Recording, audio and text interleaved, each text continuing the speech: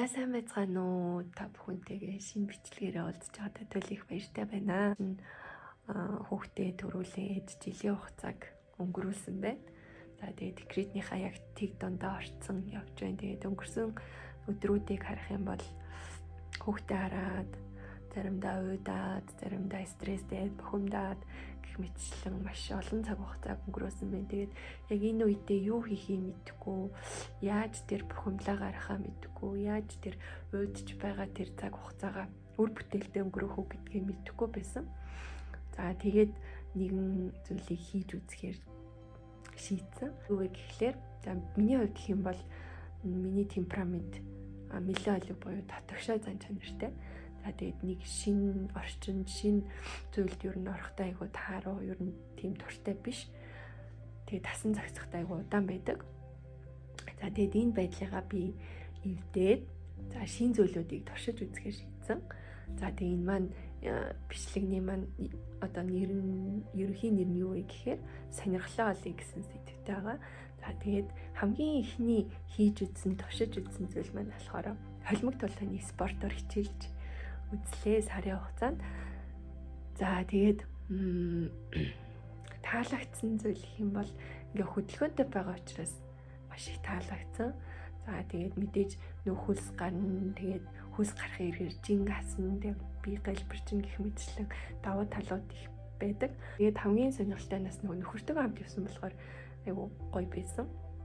Тэгээд бэлтгэлээ дандаа нөхөртөөгөө хамт хийгээд за тэгээд бас олон хүмүүс байсан. Тэгээд хүмүүс байхад бичлэг хийх боломжгүй байсан учраас ер нь хоёулахнаа байхдаа бичлэг хийсэн. Та бүхэнтэйгээ бэлтгэлийнхаа нэг өдрийг хамтдаа харцгаая. За бэлтгэлдээ явж байгаа. Лаграас явж байгаа болохоор дэсэн цахаа явна да.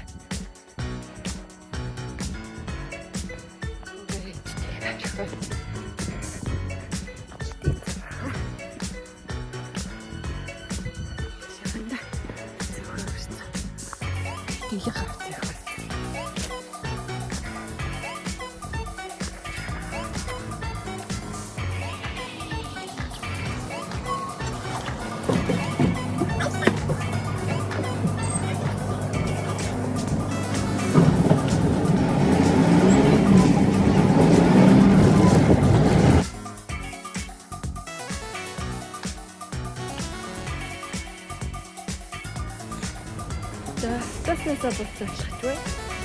Тэгээд бэлтгэлээ болсон юм таснаасаа буцааж жоохон зайтай байдаг болохоор баруун би албатай хийсэн шүү дээ. Тэгээд илрүүг арцгаая.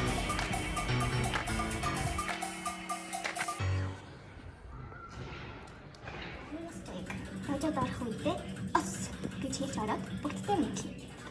Бэлтгэл эхлэх цаг бол бажад ирэх цаг биш. Бэлтгэлийн хувцас өмсөж бэлтгэл авах бэлэн болох цаг юм.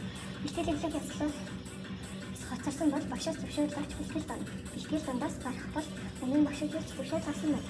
Бэлтгэл эхлэх дуусах үед гимнастик хийх бөгөөд хөдөлгөөндөөс бүрийн сүүлийн тоон дээр ос гэж хэлнэ. Багшийн тайлбарыг сонсоод ойлгосон бол ос гэж хариулна. Дажа болон дажад байгаа бэлтгэлийн хэрэгслийг гадаа хэрэглэж ирсний дараа өөрсдөө зөвлөж тавь. Бүгд зориулсан гэдгийг анхаарах. Дажаас гарах үед бүгдтэй нийлээд ос гэж хэлэх байна. Ос гэж юу вэ? Би хамгаалалтын мэдчилгээний үг юм. Хоёр гараа цээжний өмнө огтлцуулж атгаад ингээс хоёр гараа паатны дэвшинд хүртэл доош буулгаж ос гэж чамаарна. Ос.